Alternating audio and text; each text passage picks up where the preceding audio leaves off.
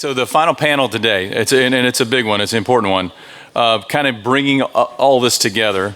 You've got a pathway forward, one of the many pathways forward, but this is policy, jobs, economics, and the implications of all of those. This is when you think about the science, industry engagement, innovations, policies, and opportunities, and offer like a snapshot of where Indiana can go next. How many potential jobs are created? Do we have the right workforce now? What's the economic implication?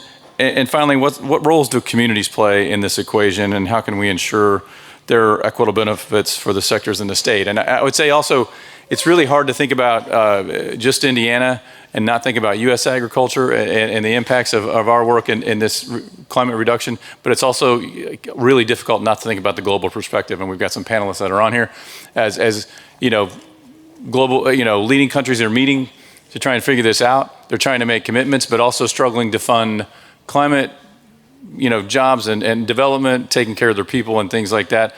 It does come down to the local level, but I think you need that context as well. So moderating today, Dr. Kim Mayfield.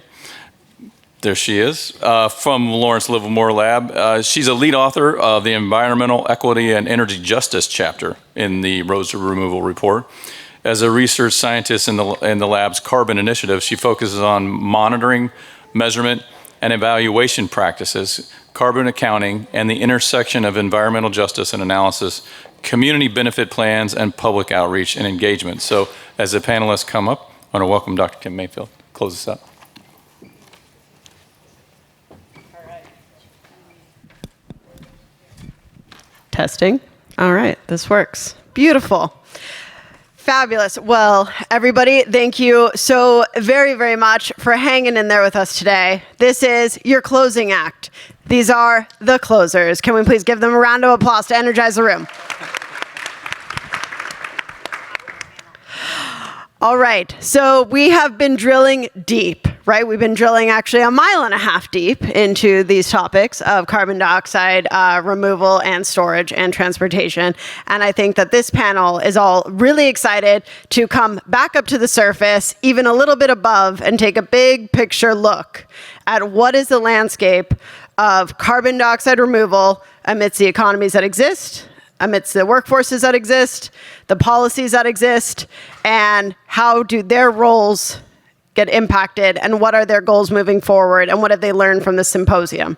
So with that, I would like to go down the line, and everybody is going to introduce themselves, but briefly, we're going to begin with Representative Carrie Hamilton, Ambassador Kip Tom, and then Caitlin Smith. So please, if each one of you would mind taking a moment to introduce the audience to your role and how decarbonization has shown up in your job, and has carbon dioxide removal even been discussed? I think everybody would love to hear those two things. Great. Thank you, Kim, for moderating this final conversation today, and thanks to all the organizers and Susan for pulling together this really information-packed day and a half.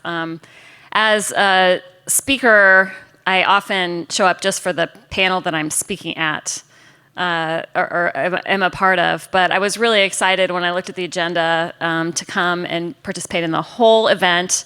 And I have not been disappointed. So to answer the opening question here, Carrie Hamilton, I'm a state representative, and I've served for, it'll be 8 years next week. But my background is in the environmental field. I started out working on air quality issues, and in fact, Janet McCabe, who opened up yesterday, was my first boss out of college at the Indiana Department of Environmental Management, and is now a dear, dear friend. So worked on a range of environmental issues throughout my career, 10 years in the circular economy space, and most recently actually working in the climate tech space. I worked for a Swedish climate tech company up until about a year ago. As a legislator, how carbon reduction has presented has been, I'll just share, first 4 years ago, I authored legislation to create a committee on climate resilience and economic growth. I still don't have that committee, but from that work starting 4 years ago, we have now created the Electric Vehicle Product Commission. So in Indiana, we just last week published, and it is published, someone asked me about that earlier, the third annual report. And what we're doing there is looking at Indiana as a manufacturing state. We have about 100,000 jobs in the auto manufacturing sector. Those are good, high quality, family supporting jobs that we want to keep and ideally grow that sector if we can. And so as that sector transitions from 100% internal combustion engine to evolving towards more and more electric vehicle manufacturing, how can we make sure we're part of that changing economy, that decarbonizing economy as a state? And so we've looked at our workforce, and we've looked at what we're doing to attract that industry, and so how our state incentives align and how our conversations align with growing that sector, how we're embracing innovation at our universities. And we have the Indiana Battery Innovation Center in Southern Indiana. How are we utilizing these assets and lifting them up to be part of growing that sector? So very much an economic conversation around decarbonizing in that case, and also wanting to continue to move forward and create that Committee on Climate Resilience and Economic Growth, and maybe some new friends in the room here that I can talk to afterwards that might be new partners in that conversation. And the idea is to talk about the risks and opportunities that a changing climate presents to our state. Of course, risks in particular if we're not preparing to be more resilient to the impacts of changing weather, but also the economic opportunities and risks, but in particular, great economic opportunities if we embrace this changing economy and want to be a part of it, in particular as a manufacturing state. And ag has been a big piece of that conversation. And I realize after this day and a half, ag's even more important than I knew before showing up here for the last day and a half. So I'll leave it at that for now. Well, good afternoon. It's a pleasure to be with you all. And Susan, thank you for the invitation to be here. And thanks to the School of IU here, the Environmental Sciences, to help facilitate this. Kip Tom, I'm a farmer and former ambassador to the Rome-based UN ag agencies, where we ran actually the second largest budget next to NATO, delivering humanitarian aid and development around the world. So I'll start out by saying that, we learned early on that a nation's power is predicated upon 4 key pillars. One is our ability to conduct diplomatic operations around the world, whether averting a crisis or taking advantage of an opportunity. It's having the best informational resources to make sure that you're making good decisions in any of your activity around the world. Third is by having the strongest economy in the world. That gives you national power. And fourth, military strength, whether you have to use it or not. But I always contend there's 2 other elements, and that's food and agriculture. And this conference actually intersects those 2 areas, and I think it's critically important to have this discussion. As Vladimir Lenin once said, he said, all societies are only 3 meals from chaos. And that includes the United States of America. In my travels around the world, we were working, trying to solve humanitarian or food issues to feed nearly 1 billion people. And I can tell you we only reached about 150 million. So you can tell the problem is significant. I traveled extensively across the Sahel of Africa and throughout the country, the continent actually, and throughout the Middle East. And I know what it's like to see hunger firsthand. So when I look at that, I say, and these are the people who are probably more adversely impacted by climate change than anyone else. And why is that? It's because they have lack of access to innovation, knowledge, they deal in corrupt governments. They can't access the innovations that we have here in this country to deal with making sure our country is food secure and energy secure. So as we have this discussion, we need to think about this in a global context and make sure that when we look at policy, we're looking beyond our borders. We just can no longer just look at what happens here in the United States. And we have to look at what's going on here in terms of the United States. I mean, we've lost nearly 30 million acres of arable farmland since the mid-1980s. I just lost 600 acres here of some renting ground to a solar project, Class A farmland, to a solar project here recently. So 30 million acres. We're losing it at the pace of almost 160 acres an hour right now. So I think we need to look at policy in terms of land use. We need to look at policy in terms of making sure that policy isn't worse than the cure. Make sure that that policy is actually achieving what we want to accomplish here. So when I look at the way U.S. farmers are responding, and I'll put that lens on, that hat for just a moment here, we're adapting all kinds of technological tools, whether it's the digital sciences that we are using to understand how much fertilizer apply, or the equipment technologies where we only spray where we see a weed, maybe reducing our pesticide usage nearly 60%, reducing our fertilizer consumption 40 to 50%. Farmers are doing a lot today to sustain and making sure that they produce less carbon, they make sure that they produce less any pollution at all, and make sure they continue to be productive. Because if we're not productive, the U.S. will not be able to eat for 11% of its disposable income. And I can tell you, those people around the world that live on less than $2 a day, that situation only gets worse. So let's make sure that we talk to our policymakers and make sure they understand that we cannot have policy that is just ill-conceived, that doesn't really deliver the results. We need to understand the unintended consequences of anything we do. So I always encourage you, there is no one-size-fits-all, and I appreciate conversations like this. I'm glad we got state legislators here. I'm glad we got Farm Bureau here. We all need to be involved in this discussion because we all have ownership of it, and we all want to achieve the goals that we have for society and for humanity. Thank you. Hello, everyone. My name is Caitlin Smith. I am the Associate Policy Director at Indiana Farm Bureau. My primary focus is really on those natural resource and environmental matters. I've been with the organization for about a year. We're a general ag organization, and so my primary focus is really being that go-between between our boots on the ground members and those policy makers at the State House alongside Representative Carrie Hamilton. So really pleased to be here. I am a graduate of IUPUI back when it was still PU, but a SPIA graduate nonetheless. So really thrilled to be here. I think when I think about this conversation, my bread and butter is really focused on kind of the CCS. That's my background and the kind of the more intimate space and where I've worked. It's really intriguing to be around so many like-minded individuals in this space and having these conversations in terms of policy and what that actually means for our members. So it's really been inspiring to be here, and just thank you for the opportunity. Thank you all so much for introducing yourselves to everybody.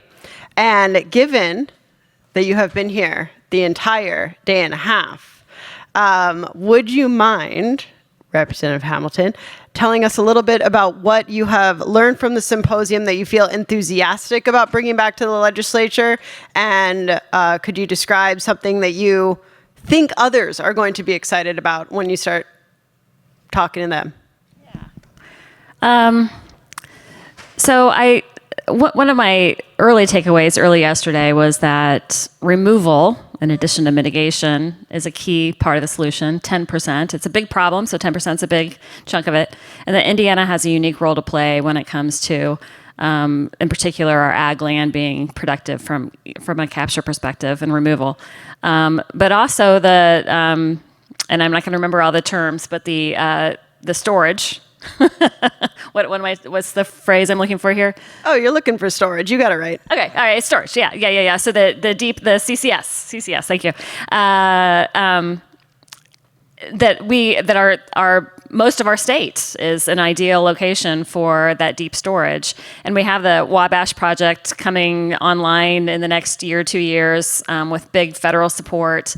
It's a really interesting time. I think one of my takeaways is that we have to do a better job of educating legislators about some key points around these issues. And just this very last panel, the couple of slides showing the depth and the types of stone that you need to get to, and actually seeing that chunk of it. Those are great. I don't have any stickers, but those simple, basic key points that are no-brainers to you to get to just some key legislators would be really, really powerful. I'll also share since we're lensing out here, right? So in Indiana this past year, we've had a big conversation about water resources. There's an economic development project between here and Lafayette called LEAP, and there was a proposal there's going to be some water drawn from various places to serve this district, and so it's deepening a resource conversation at the State House that I think needs to be a broader conversation, and many things are coming to a head to allow us to have deeper, more thoughtful conversations about what we don't say climate change at the State House all that often. It's still, people aren't comfortable. It became very politicized, right? But we have real problems that we need to solve, resources that we need to manage responsibly. And I think we're getting to a point where we can start to have those more thoughtful conversations. I'll also just lift up, back kind of to your earlier question, we're part of the hydrogen hub for the Midwest. So there are a lot of different parts of being part of the solution to climate change right here in Indiana that most Hoosiers don't know, and certainly I think still today most legislators aren't thinking about. And I hope we can start to change that here quickly. And do you mind if I just pull on that thread a little bit more with the hydrogen hub mention? Are there people in the legislature talking at all, when you look at the map of the energy communities, kind of Western Indiana, you've got a lot of coal, not just necessarily mining, but a lot of coal power plants. And I think a lot of us are aware with the decarbonization push that a lot of those jobs are in jeopardy. Are there people at the legislature talking about job opportunities from either, whether it be hydrogen, decarbonization, clean energy, or carbon dioxide removal? Is that a topic people care about? Absolutely. We want to make sure that when those oftentimes good paying jobs in communities are lost, that we're replacing them locally if possible. And so there have been some conversations and some policies aligned in that direction. Certainly the Inflation Reduction Act does that as well. But yes, so we have lots of new good job opportunities. Inflation Reduction Act has brought many billions of dollars to Indiana. We have battery plants popping up all over the state with thousands of good jobs coming online soon. Currently, thousands of construction jobs happening in our state.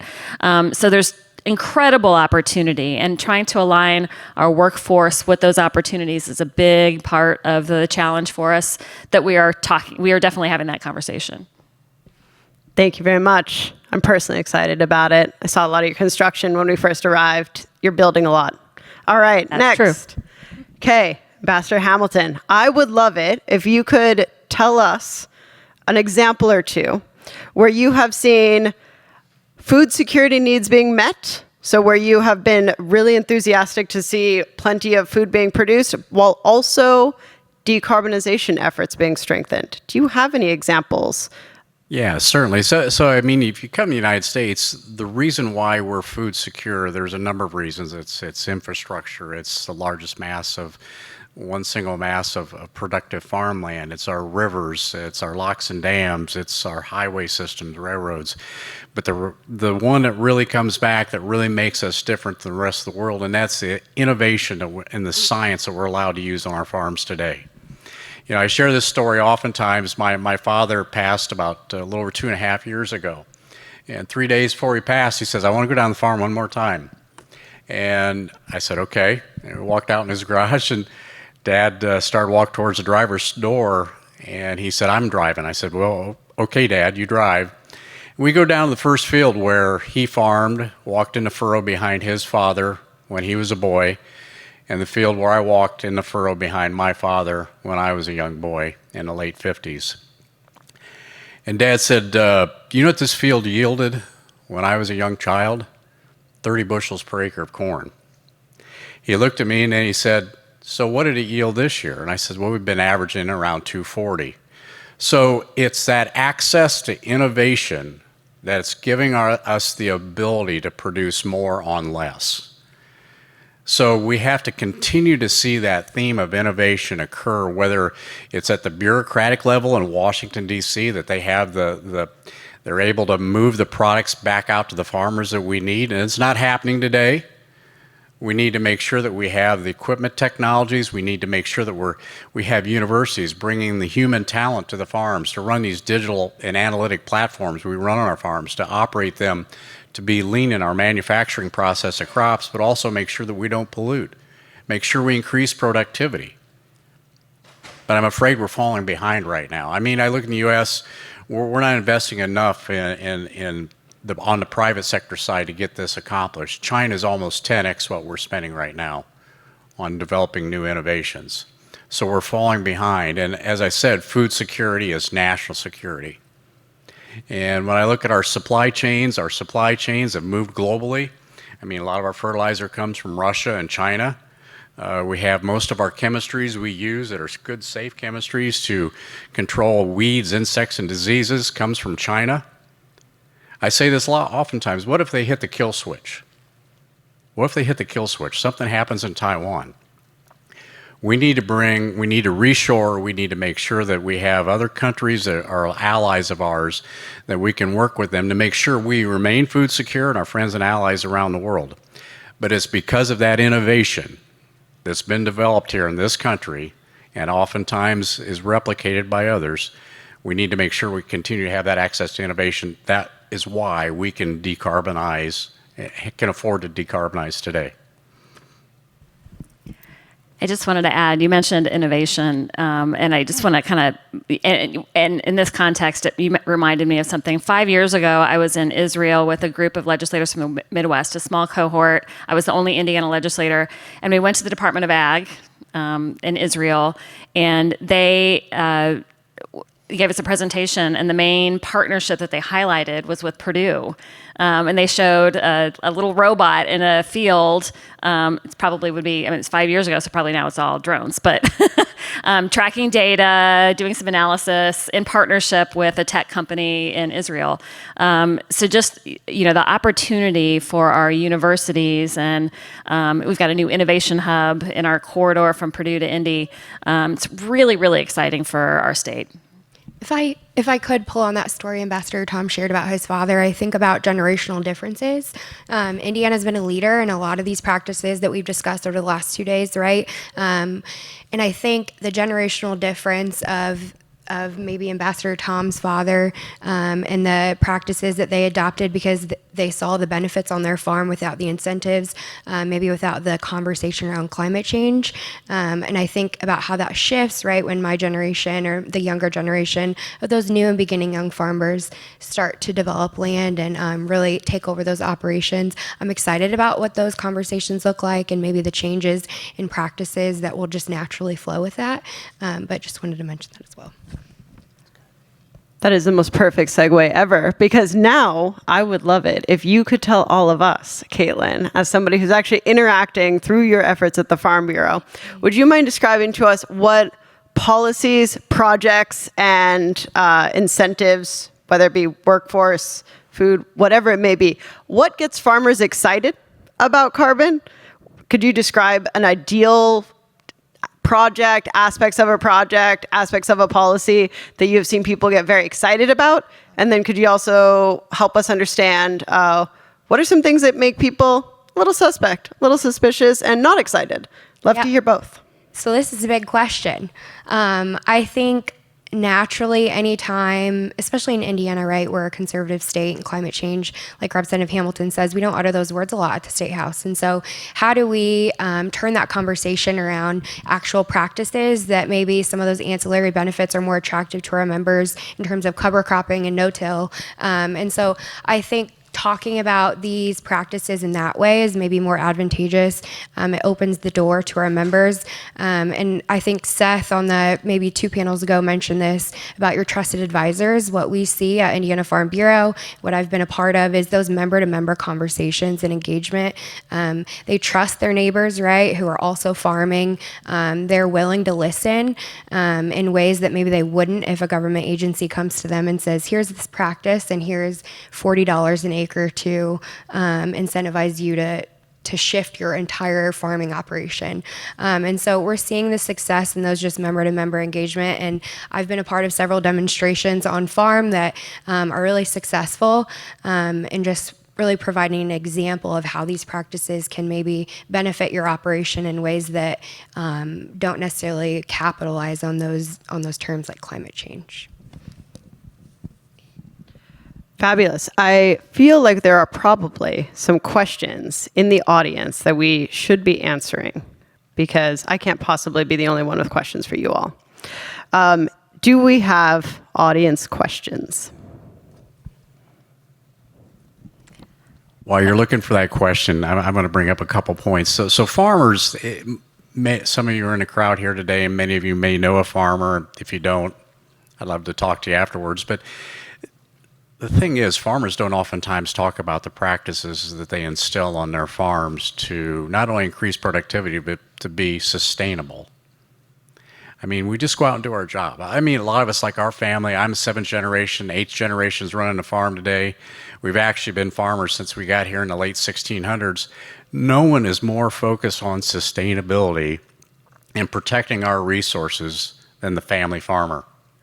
I mean, we want to make sure when we hand off that natural resource, whether it's the land, the water, the air, we want to make sure that it goes on to that next generation in better shape than when I got it. We want to make sure that they have the ability to do what we did on that farm too. So I think you need to keep that in your mind at all times, that farmers, yeah, we're out here, we'd like to make money, right?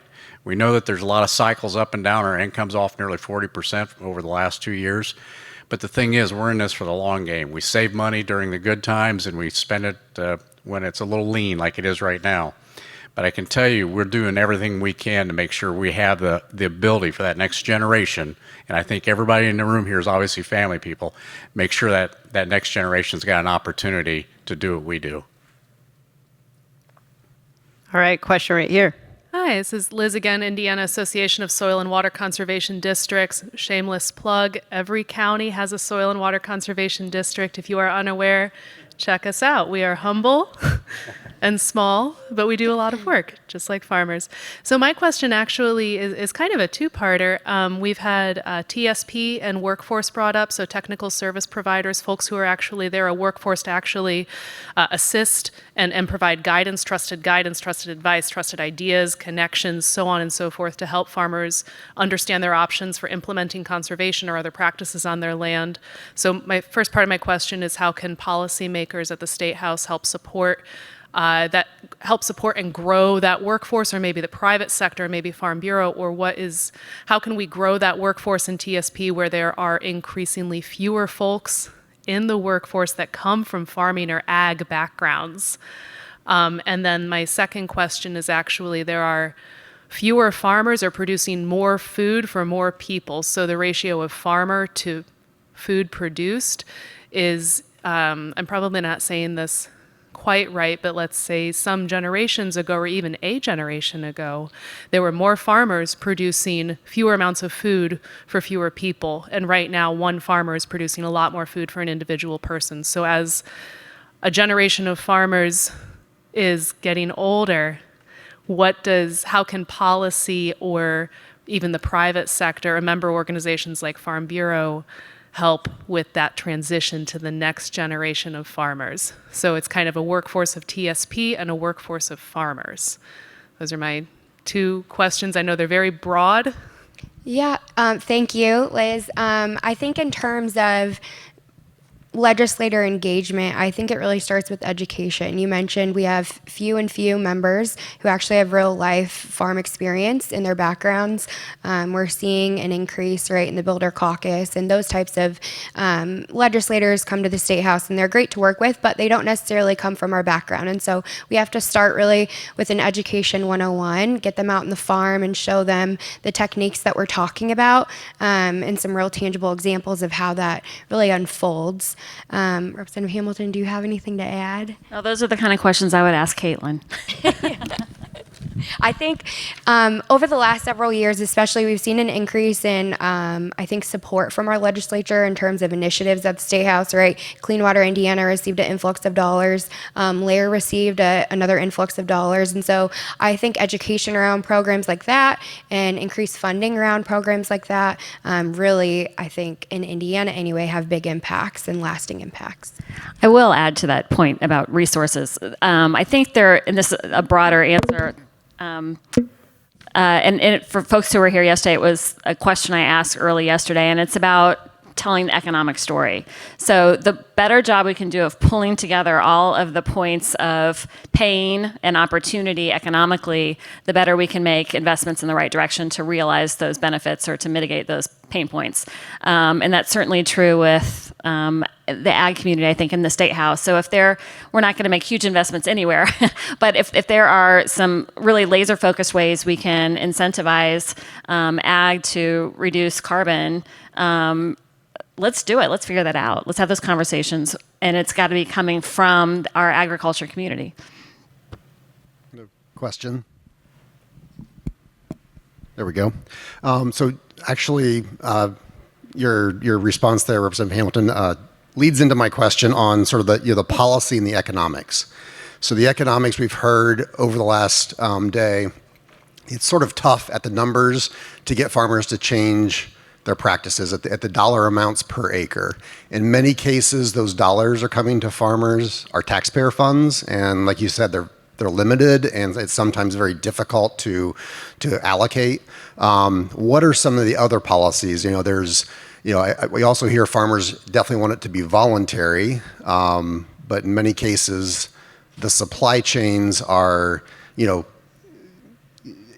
having to disclose their carbon, and that's maybe not necessarily voluntary on their part to be incentivized to pay for some of the practices. There's other policies like Janet McCabe talked about with how we reduced acid rain, whether it's sort of like we set a goal and then let the market do that, similar to the RFS or similar to like a low carbon fuel standard in other states. So would those types of policies help to bring private investment?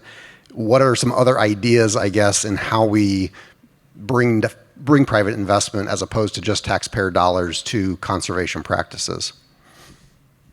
Maybe this is both of us answering. I think the Farm Bill is a big piece of incentivizing the right way. So that's not my purview. That's federal, of course. But I think this spurs the need for more conversations with more legislators, with Farm Bureau, and with our soil and water conservation folks. And where are the places where a little bit of policy or resource from the state can start to make a bigger difference?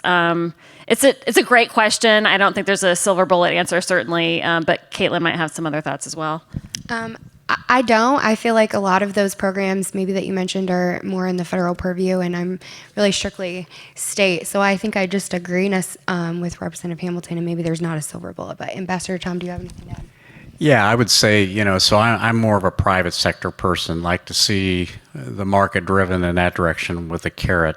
And, for instance, if I look at a relationship with a company like Poet, or maybe somebody like Nestle or Unilever, I'd rather work out something with them that affects a broader audience of agriculture. It seems like we tend to get too much standardization in the expectations when we get the government at times involved. Hopefully sometime we'll see that widen out a little bit. But the reality is I want to work with the private sector. And that's where we see the money coming in and being generated from. Because I can tell you, if I go by an NRCS standard on being able to get some carbon funding from someone in, whether it's a Schlumberger or someone from Exxon or whatever, I'm probably not going to meet their standards. Yet at the same time, I can probably tell you, because of the digital systems and the analytic tools that we use, we may have a lower carbon footprint than the person using cover crops and no-till, even though we use those practices too, and in combination with others.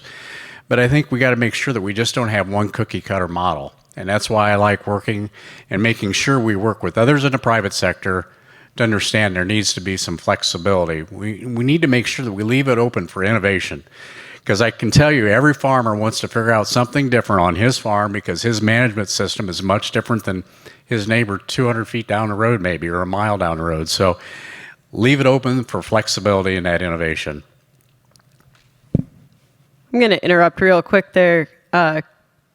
Kip, would you mind telling us a little bit about your family farm and what made you get excited about doing any carbon sequestration, carbon farming, or any of these practices? What made you and your family actually get excited about it in the first place? Was there any catalytic moment that others could learn from, or is there something that you're still waiting for that you wish would happen?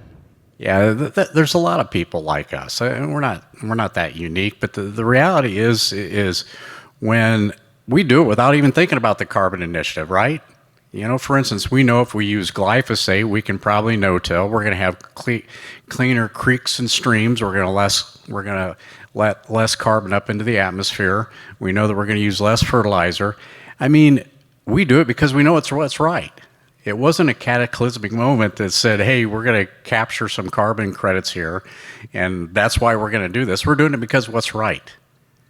Now, hopefully someday we can capture some value out of that, but I still contend, and I tell everybody this, if there's one industry that can really have an impact on climate, it's agriculture, probably more than anybody else, and have a positive impact in increasing productivity at the same time. Boy, my head's just spinning. This is such a great conversation. One thing that I just got reminded of somehow in this conversation was thinking about clarity in regulations, and thinking about what happened in Illinois with the leak. And I think what happened there was, from what I've read, not an expert, there are probably people in the room who could provide a whole lot more detail of this, but that the private sector interest in this case was responding in a way that based on how the regulation was written, and it was not very clear. So I do think we need clarity in our regulations. We need to work with all stakeholders to come up with some really clear regulations around reporting and response, and when things need to happen if there are plumbing issues, if you will, for example, with CCS. All right, we got another question in the audience back here for you all. Yes, hi, I'm Rachel Irvine. I'm a researcher at Bloomington, IU Campus Bloomington, focusing on soil health, cover crops, and farmer decision-making broadly. And I'm curious about thinking about the future of agriculture in Indiana and what possibilities or opportunities you see for Indiana to be a leader in the Corn Belt for diversification away from just corn and beans.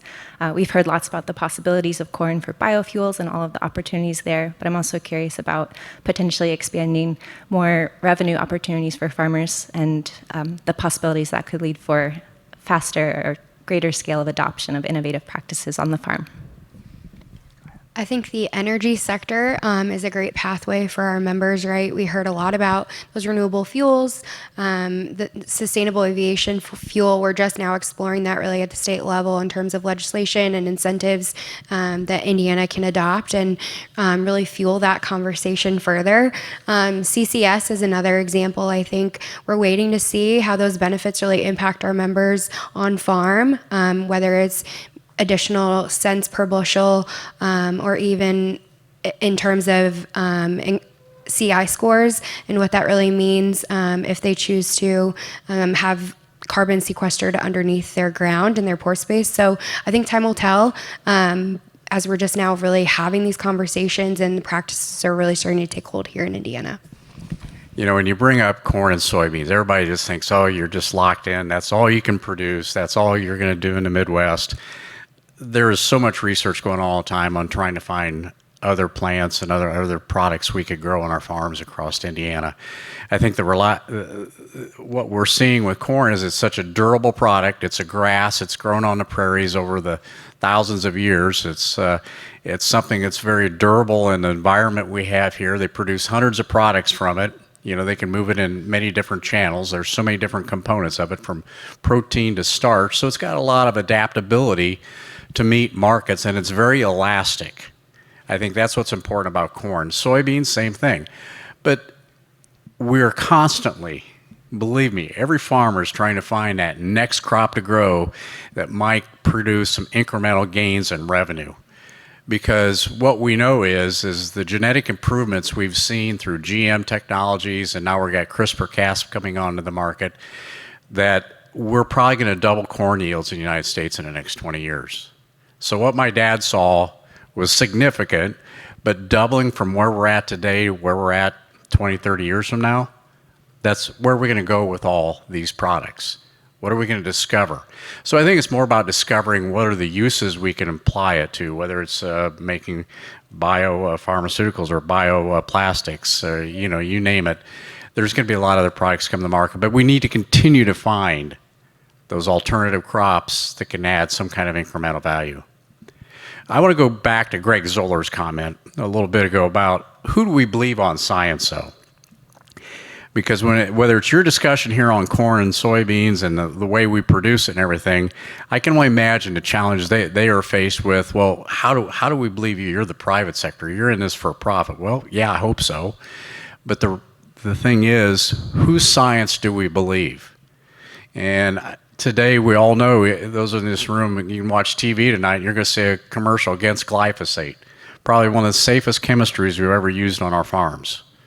It's probably saved so many tons of soil compared to any other product we've ever used. It's controlled weeds like we've never had before. It's used responsibly, and we can increase productivity with it. But we don't want to believe the EPA that it's a non-carcinogen. People say, well, we can't believe the EPA. Well, who do you believe? And that's why when I listen to Greg talk, and I can only imagine the challenge you're facing and the investments you've made in this really innovative plant to produce fertilizer right here in the United States, create American jobs. I hope we can get the point across at some point in time to understand we need to believe the science behind it.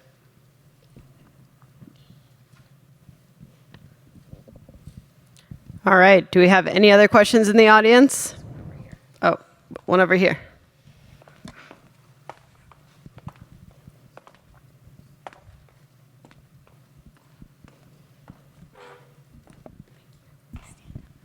Hi, thank you guys for coming today. Really appreciate it.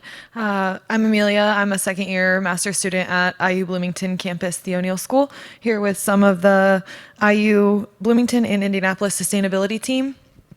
I was wondering, I'm sure you've heard some reservations or hesitations with CCS specifically, but also just carbon storage in general. I'm wondering how you effectively field those concerns while also maintaining like a strong foothold for Indiana's effort in decarbonization. If I could, so Indiana Farm Bureau has really been agnostic on the technology thus far. We have members really on both sides of the aisle, and being a grassroots organization, that's a fine line that we often have to walk. My role and our team's role in this space is really in education and member engagement. We often interact between the operator and our member, and we hopefully facilitate some really good conversations. We see those conversations be more beneficial on a smaller scale, right? We have organizations in all 92 counties, and they often have annual meetings. And so showing up to those types of discussions where our members feel comfortable, they're able to ask better questions and receive better answers, and hopefully have the tools they need to make the most informed decision what's best for them on their land. I think it comes down to a number of elements. The safety, the company behind it that's going to be running the operation. It comes down to compensation to the landowner and what's that value, and making sure that this is the latest in technology. And I think sometimes we get ahead of ourselves in trying to accomplish these goals as we're trying to do right now in sequestering carbon and making the road to decarbonizing our economies, is sometimes we get moving too fast and we try to make knee-jerk decisions on what we need to do. But this is something proven. We know ADM's done it for a number of years. It's been proven it's been safe. Just a recent incident, and it sounded like it was a minor issue. But hopefully we'll find ways to do it, as we said, safely, fair compensation to the property owners too. And what's the value? If I could just one last thing. I think when we started having this conversation in Indiana, it was 2022, and there weren't many projects online that we could actually point to and say, here in the United States, this technology is safe, here's how it works, here's what it does do, but here's what it doesn't do. And so now we have more projects coming online at different phases of project development that have been relatively successful, and I would consider them even great partners here in the state. And so having those examples of what to point to often also eliminates some of those concerns on our members' end as well. All right, and with that, we have one more question, and then we're going to be releasing you. Thanks very much. Mike Dwyer from the IU Bloomington Geography Department. I wanted to follow up on the question of compensation to landowners, because I noticed that there are a couple of placeholder numbers as well as caveats around data availability that show up in the appendix to Chapter 4 of the report. And I know that, as Jennifer said yesterday, some of the data in the report is 3 years old, and so it's now hopelessly out of date. But I think the three panelists on the stage have a collective probably interest in better available information around what carbon capture projects are doing in terms of compensating landowners, and just wanted to ask where farmers are getting their information, in part because as more and more projects come online, that in theory could be a bigger data set, but at the same time, as those agreements happen, they're often confidential. And so it doesn't necessarily mean that there's going to be better public information, but I'm wondering where you all are getting information, how good you feel that information is around what is fair compensation for landowners and communities. Yeah, great question. I think we are hearing from members who are in those good faith negotiations with companies currently. They're sharing what they feel comfortable with sharing with us, and so it is limited in some sense. But I think it's really broken down into three kind of main categories, I'll say. You're compensated for pore space, right? If a project needs to acquire that from you via lease or whatever it may be, you're compensated maybe for surface access, which is a critical component. Not every project utilizes someone else's surface access for their project, right? Whether it's for a monitoring well or even surface access for the pipeline, which is really that third component. And so the compensation for each looks a little bit differently, and we're learning along the way as we go, as we start hearing from members who are in negotiations with different companies about what questions to ask. And so I think our knowledge is ongoing. In terms of data, I don't have a good answer for you, right? I just know from our shop what we're hearing, boots on the ground, but hopefully one day we can kind of look at that from more of a macro picture and understand what that really means. One kind of broad thought I'll add is that I've seen several times now in recent, as a legislator and even before I was in the legislature, that when the private sector, who does so much good in our society, interacts for the first time with a regulatory setting and or larger impact in a community, they underappreciate how much they need to communicate with stakeholders and educate up front, be in dialogue throughout, and that can relieve a lot of the pain. But that's not necessarily intuitive, and so a lot of the noise we hear on the front end is really, not always, but some of it certainly is a lack of deep understanding and awareness and dialogue, because that dialogue also facilitates changes to plans earlier than they might have otherwise been, et cetera, and negotiations on leasing arrangements, et cetera. So folks new to the private sector students thinking about going to the private sector, keep that in mind. If you lift up the idea of stakeholder dialogue and communication early in big projects, you will be a leader in your organization. Also, I'm going to make a shameless plug here. It was done for California, but 10 out of 10 would recommend doing it for Indiana. One of our colleagues, George Paredes, who used to work for Lawrence Livermore National Laboratory, published a sister report to roads to removal where they actually calculated how much the carbon storage essentially would cost to do, how much revenue there was to be made, and then calculated the difference between those numbers. And that difference was used to help inform local farmers all up and down the Central Valley of California as to how much could be a fair price per acre that they should expect to get, so that they could show up to negotiations informed with those numbers getting in there. So I do not know if Indiana has this same analogous document or not, but could be handy. Okay. And with that, I would like all of our panelists to say one quick word, just one word, about how you feel leaving a day and a half of Carbon Symposium. Hopeful. Inspired. I think we're going to play a growing role. I mean, I look at the agriculture industry, we're going to continue to grow it and be part of it. I'm going to call your word growing. Great. And with that, thank you to our closers.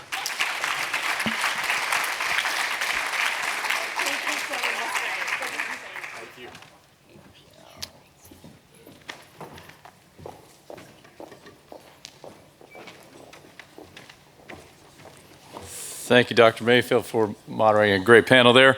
Really quick, number of students still in the room. Anyone under 24 in the room? Stand up. Under 24. All right. So Courtney Kingery, CEO of Indiana Corn Growers, wanted me to extend this offer. She forgot to do this yesterday. This is the kind of dialogue that needs to happen, and they have a membership for those 24 and under students that is free. It is paid for, it's funded by Bayer, but it also includes a free t-shirt. But it gives you access to their programs, and one of those I would recommend is Shop Talks. It is in the tool shed of many of their member farms, and so she wanted to extend that. It's there. It gives you a chance to take what you're thinking, what you're researching, and get on the farm and get in the dirt.